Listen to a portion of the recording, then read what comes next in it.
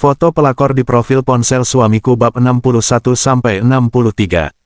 Serani Gunawan, seorang wanita yang lebih memilih bercerai daripada terus dikhianati oleh Agung suaminya, serta diperlakukan tidak baik oleh mertua dan kakak iparnya. Bagaimana akhir kisah cinta Serani?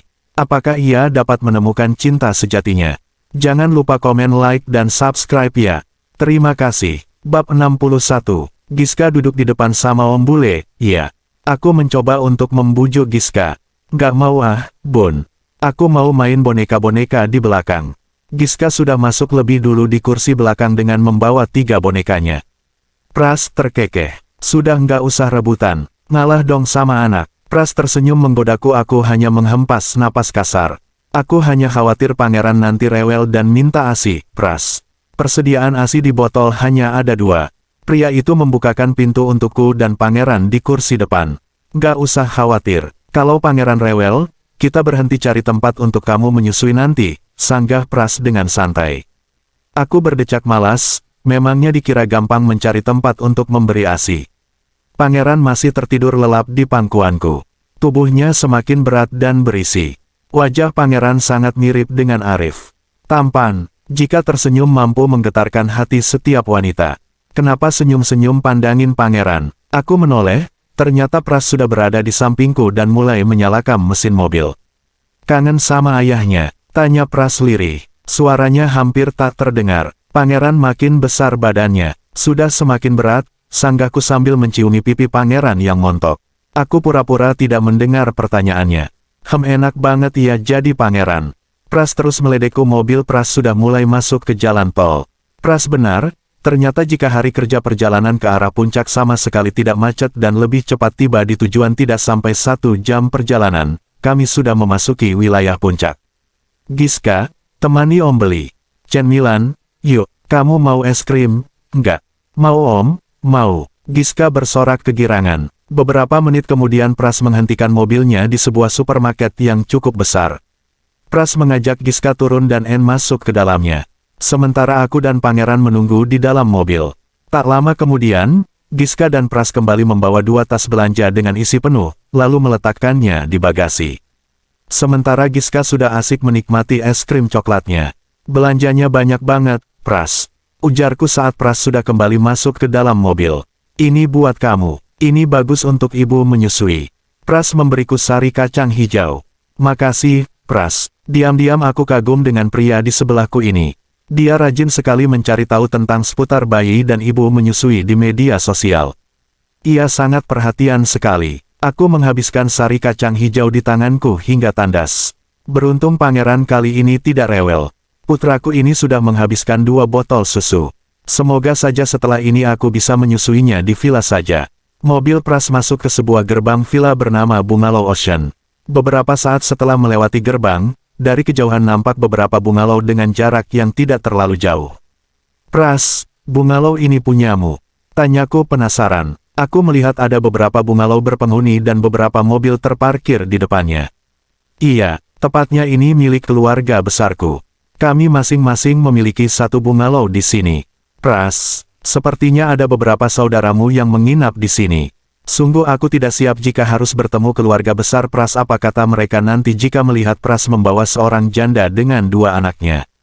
Iya biar saja, mereka beda bungalow dengan kita, jawab Pras santai. Aku melirik wajahnya, kenapa dia nampak biasa-biasa saja?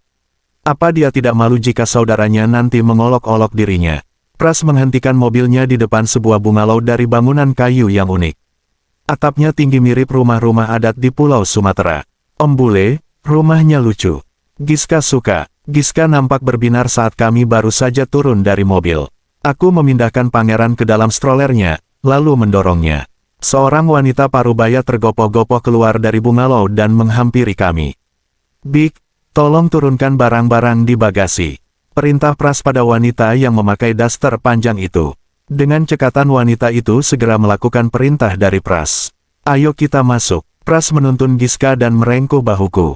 Sambil mendorong stroller pangeran aku mengikuti Pras melihat-lihat rumah 1 lantai yang cukup unik ini. Nah, ini kamar Giska, Bunda dan pangeran. Kamar Om di sana, jadi kamar kita berseberangan. Ujar Pras seraya mengedipkan 1 matanya padaku. Dih, Apa maksudnya? Coba. Gumamku. Maksudnya, kalau malam-malam kamu mau pindah ke kamarku, tinggal lompat aja, Pras berbisik di dekat telingaku. Dasar kepedean. Aku terus melangkah sambil mendorong stroller pangeran, meninggalkan Pras yang masih terkekeh. Bungalow ini cukup luas. Sebagian besar barangnya terbuat dari kayu jati berukir. Tirta, kamu menginap di sini juga. Aku langsung menoleh ke arah pintu masuk ketika mendengar suara seorang wanita memanggil Pras dengan manja. Pras langsung keluar menemui wanita itu. Mungkin salah satu familinya yang sedang menginap di sini. Tirta, ini beneran kamu? Gak ngangka ya kita bisa ketemu di sini. Aku kangen. Perempuan itu sontak memeluk Pras dengan erat.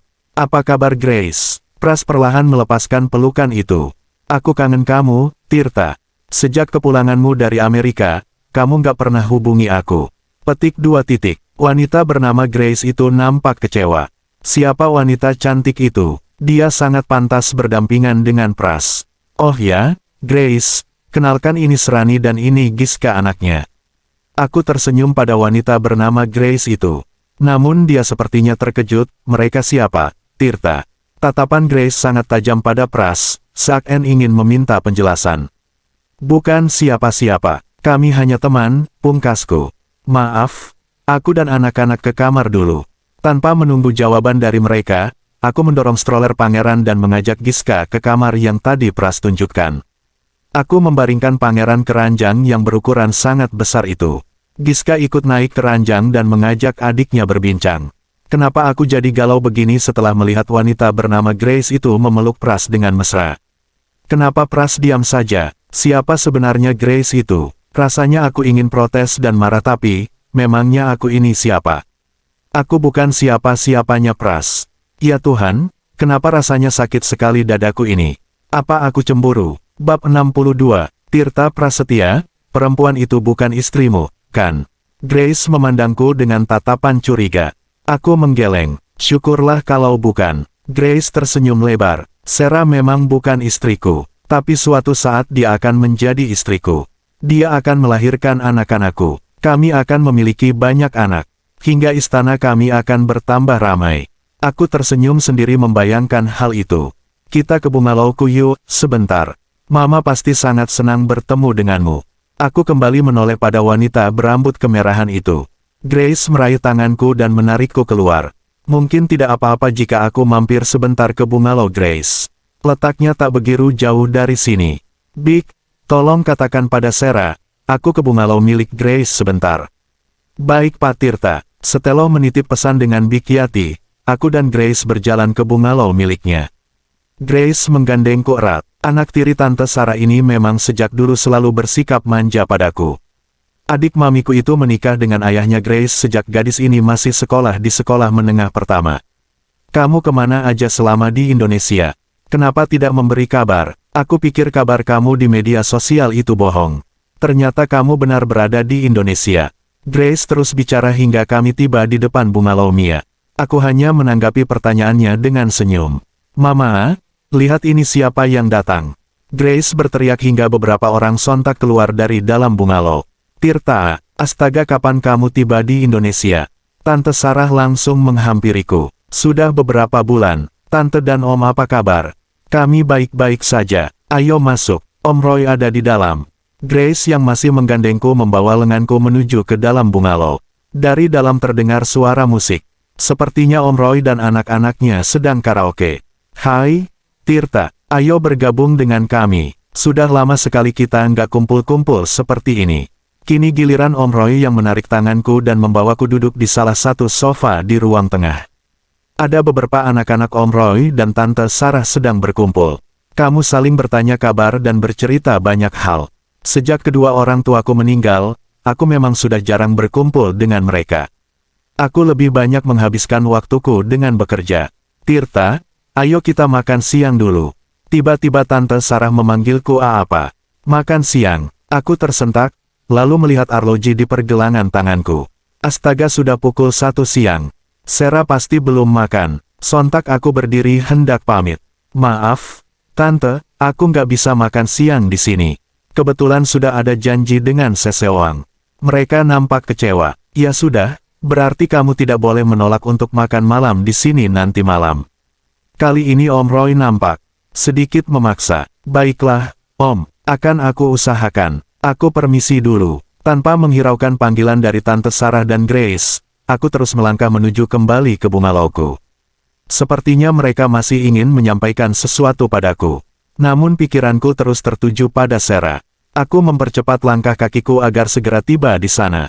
Tak hentinya merutuki diri. Kenapa aku bisa sampai terlalu lama berada di bungalow milik Grace? Gara-gara Om Roy dan anak-anaknya mengajakku berbincang, sampai aku lupa waktu. Semoga saja Sarah tidak marah padaku. Aku mendengar suara Giska sedang tertawa dari dalam. Sepertinya gadis kecil itu sedang menonton film kartun. Om Bully, Om kemana aja, sih? Ya Tuhan, benar saja, mereka sedang menungguku. Om minta maaf, sayang. Tadi Om ke rumah saudara Om di bungalow sana. Oh ya, Bunda mana?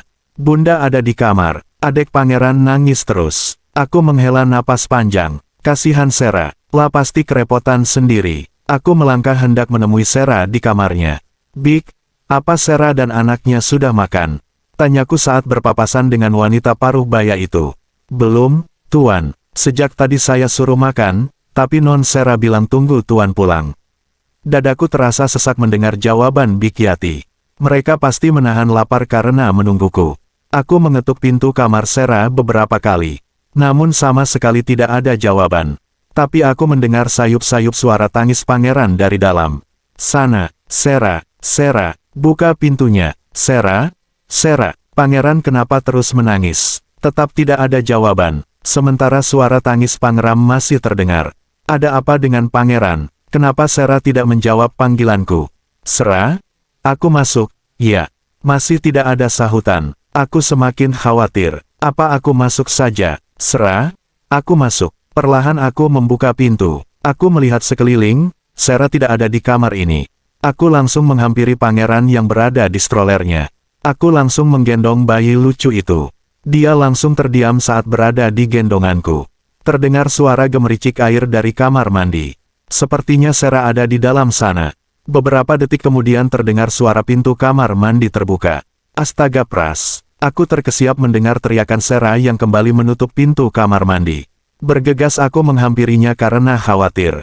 Sarah, kamu kenapa? Ada apa? Kamu keluar dulu, sana. Teriaknya dari dalam. Memangnya kenapa, Sarah? Ini pangeran kenapa dibiarkan menangis sendirian? Pras, kamu keluar dari kamar dulu bawa pangeran. Aku hanya pakai handuk, nggak bawa baju. Aku tersenyum lega mendengar ucapan Sarah. Syukurlah tidak terjadi apa-apa. Aku melangkah keluar sambil tersenyum membayangkan sesuatu Sarah hanya pakai handuk. Pasti seksi sekali. Bab 63, Tirta Prasetya, Kemarikan Pangeran. Kamu makan siang sana. Sarah sudah keluar dari kamar dengan tampilan yang cukup berbeda. Tanpa sengaja, aku memandangnya hingga tak berkedip. Kali ini Sarah memakai setelan kemeja lengan panjang dan celana jeans panjang, serta hijab segi empat yang diikat secara simple di belakang lehernya. Sini pangerannya, Pras. Sarah mengulurkan tangannya padaku. Pangeran biar denganku dulu. Lihat, dia langsung tenang dalam gendonganku. Kamu saja yang makan duluan sama Giska. Bujukku. Beneran? Nih, beneran? Bunda cantik. Kamu makan yang banyak. Agar jagoanku ini tidak kekurangan ASI, bujukku lagi sambil membawa pangeran ke teras. Giska, ayo makan dulu. Terdengar suara Sarah memanggil putrinya. Lia, Bunda, kasihan Sarah dan Giska. Karena menungguku terlalu lama, mereka jadi telat makan. Pangeran mulai terlelap di pangkuanku. Aku mencium gemas pipi bayi montok ini.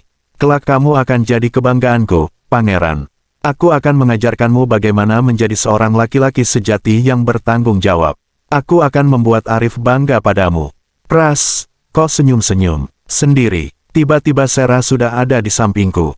Aku membayangkan jika pangeran sudah besar nanti, aku akan ajarkan dia bagaimana caranya menjadi pria sejati yang selalu bertanggung jawab. Sarah hanya diam menatapku. Sepertinya ia tidak percaya dengan apa yang aku katakan ini. Sudah, sana makan dulu.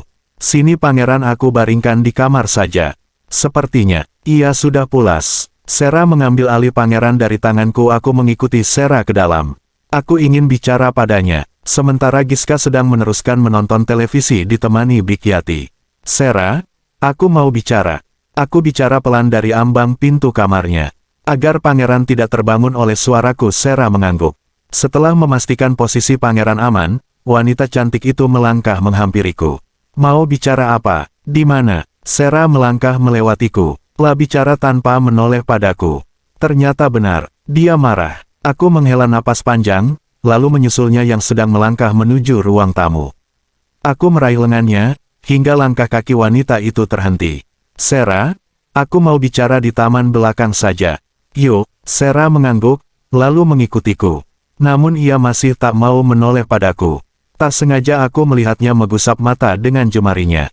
Walau gerakannya sangat cepat, namun jelas terlihat olehku. Sera menangis. Aku menghela napas panjang. Tiba-tiba dadaku terasa sesak. Aku telah membuatnya bersedih. Kami sudah berada di taman belakang, ada kolam renang kecil di sana. Aku menghentikan langkah kakiku. Sera, maafkan aku. Sera diam saja saat aku memeluknya erat. Aku merasakan dadaku basah. Sera benar-benar menangis. Maafkan aku, tadi aku pergi terlalu lama.